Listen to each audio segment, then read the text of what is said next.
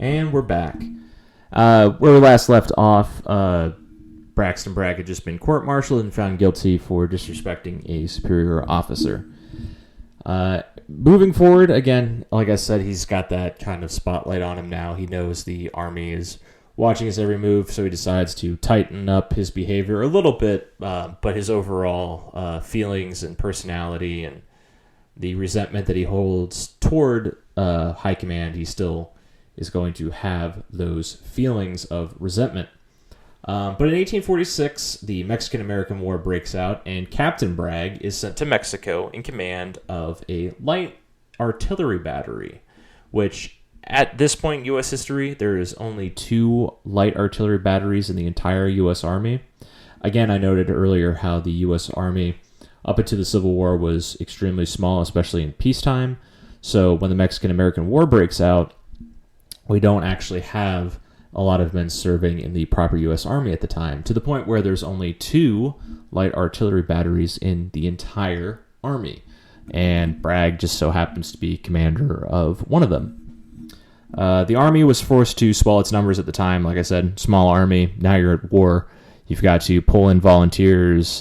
Don't believe there was a draft at this point in time. But they end up swelling the ranks with a lot of volunteers, which allow veteran soldiers and officers like Bragg to stand out. He was one of the many future Civil War generals to cut his teeth in the Mexican-American War. A lot of them, Robert E. Lee, Ulysses S. Grant, all these guys, their first major conflict was the Mexican-American War. And really the main guys who go on to serve in the really high-level general officer positions in both the Confederate and Union armies, pretty much all of them ended up serving in the Mexican-American War. A lot of them were still junior officers at the time. This is still, another 14 years before the Civil War breaks out. Where was I? So one of the many future generals. Yes, and so he's also going to meet a lot of his future Confederate colleagues during this war. He met an aspiring regimental commander of a group of Mississippi volunteers by the name of Jefferson Davis, the future president of the CSA. Bragg made an outstanding impression to Jefferson Davis during the war because he expertly commanded his battery in holding a defensive position at Buena Vista against waves of Mexican infantry. So basically, Bragg only has his artillery battery, which is the size of an infantry company, so about 100 guys or whatever, and they've got their light cannons, and they don't have any infantry support at their position, and all of a sudden they're being attacked by waves of Mexican infantry, which is not great if you're an artillery battery, if you've got infantry coming down directly on you. But Bragg and his men are able to hold on to their position and drive back the Mexican advance. And this leaves an impression on Jefferson Davis that Braxton Bragg is a competent and well-skilled military commander, something that Davis is going to remember in the future. Spoiler alert, Braxton Bragg, after he's removed from field command during the Civil War, he's actually going to become a advisor for Jefferson Davis on the war effort for the last year of the war, which, I don't understand either. We'll talk about that more in the next episode. But anyway, like I said, Bragg leaves a good impression on Davis, and likewise, Davis left a good impression on Bragg. Bragg complimented how Davis and his regiment were one of the few volunteer groups, volunteer regiments that actually were reliable, not only amongst the other volunteers, but against the whole U.S. Army. That may or may not have been true. It might just be Bragg understanding that Jefferson Davis is going to have a good career in the future, and he's schmoozing here. But, I can't really make that assumption. So, but it also kind of plays into the fact that obviously Bragg's going to compliment a non-regular U.S. Army unit's performance because he's got a grudge against the regular U.S. Army. Moving on. Oh, yeah. So how did he actually perform during the war? He performed pretty well. Again, he had, like I noted, that he was able to expertly defend his battery's position at Buena Vista, but throughout the whole war, he ends up performing very well, him and his battery. Again, this is he has a spotlight on him now for better reasons than before, being the only of two battery commanders of light artillery in the whole U.S. Army. Means you've got more eyes on you, and if you're performing well, it really helps your reputation. So he gets noticed by a lot of other officers, his future colleagues, his future superiors, and his future enemies as well. And again, he's extremely successful throughout the whole war, but doesn't mean he didn't have a few close calls with death. Just the nature of war. However, in this case, it was an attempt at fratricide. He dodged two fratricide attempts throughout the war. In 1847, he came down with malaria twice, but he had already suffered from it in Florida, so he had built up an immunity. But during that time, there was a man by the name of Samuel Church who served in Bragg's battery, who saw this opportunity as a way of getting rid of Bragg, which I guess he had an issue with. So while Bragg was resting in his tent, Church decided to make a makeshift bomb, or an IED, out of an old artillery shell and tried to blow up his tent. It failed on the first attempt, and he wasn't caught. And then he decided he would try again. Failed on both attempts. Didn't even manage to injure Bragg. I don't think the explosive went off in either attempt. But again, by this time they find out what what's his name? Church, what he's up to. He gets found out, so he has to desert, and Braxton Bragg narrowly escapes death twice. Well, following the Mexican-American War, Bragg continued to serve in several different posts along the western frontier.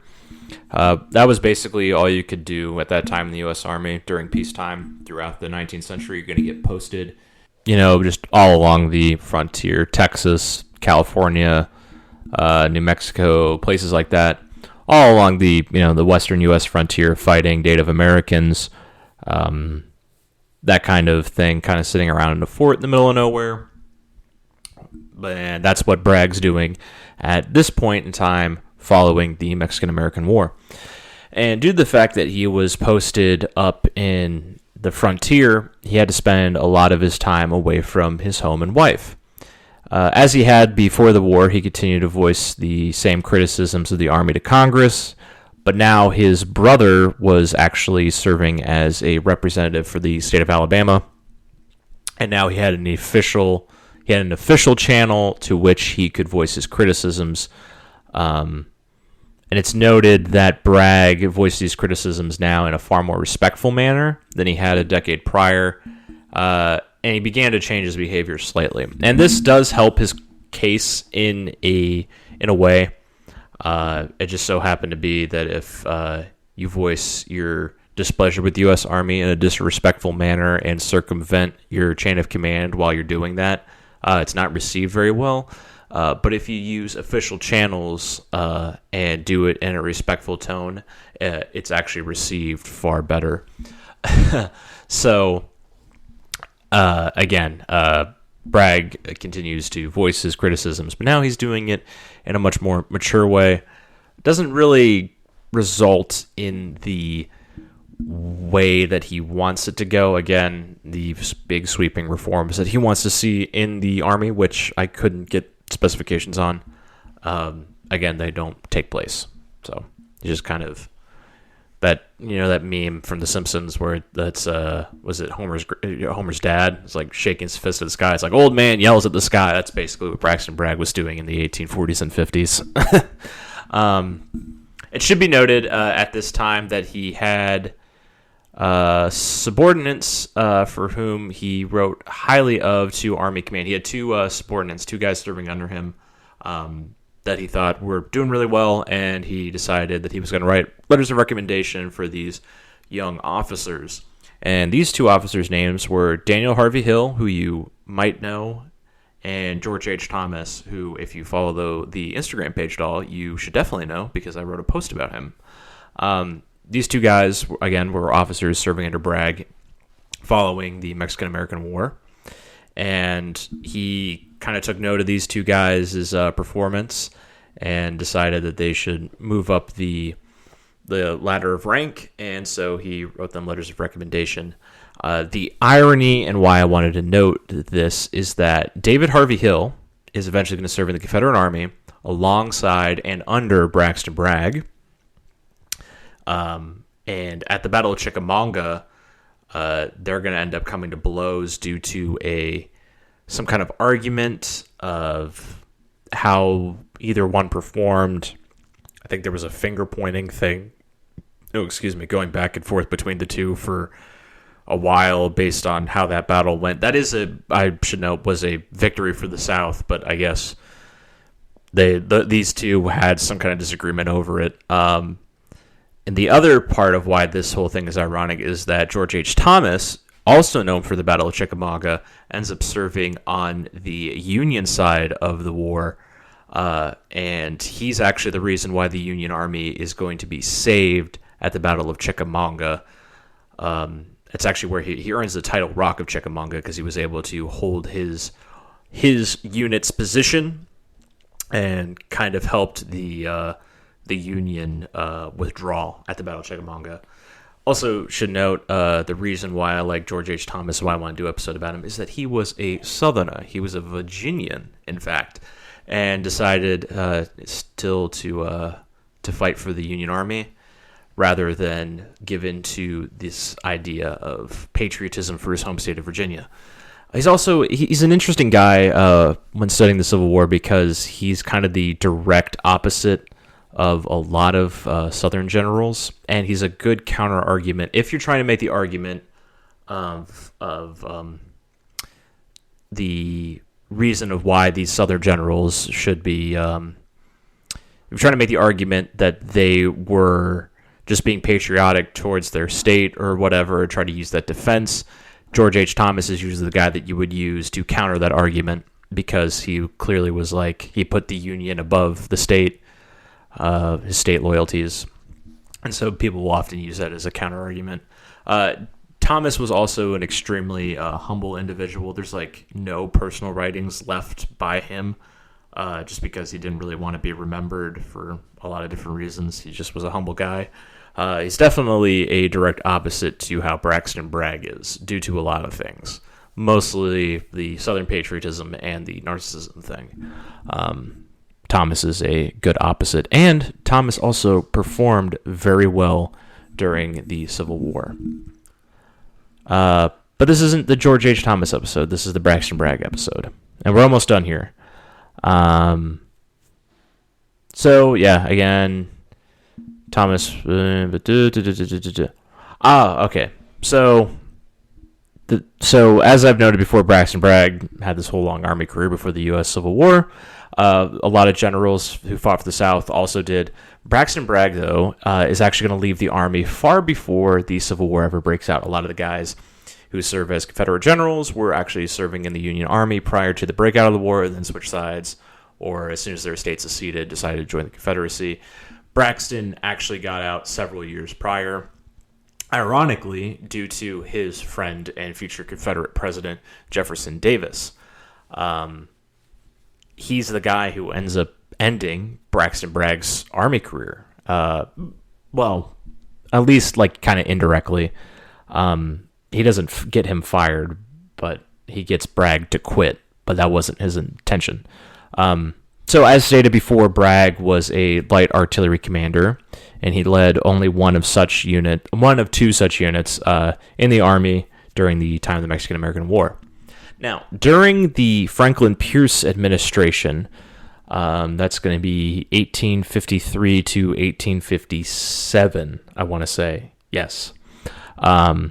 Davis is actually appointed to be the position of Secretary of War, which is highly ironic that the guy who was in charge of the entire U.S. Army ends up betraying